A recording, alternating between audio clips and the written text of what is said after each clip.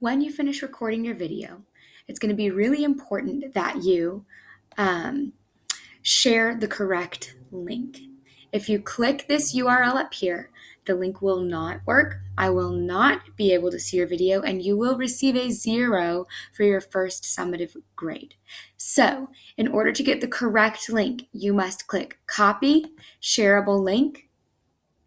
It now says copied, and you can turn in that link by pasting it in the Google form provided. You can also go to your Google Drive, and you should see a folder called Screencastify.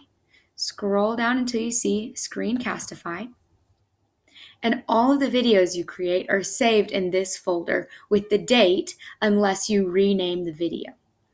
You can see I renamed some of my videos and others just have the date on them.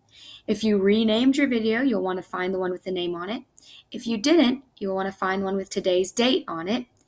And then when you select that video, you've got to click these 3 little dots, share. When you do the advisement lesson, you can just run it like a regular. Share and copy that link. That is the link you can actually share with me. If you find any other URL, it will not work. So please make sure you do that correctly. The other option is to right click and get shareable link. So I've just shown you, Control C, I've just shown you 3 different ways to get the correct link to share with me when you have made your video.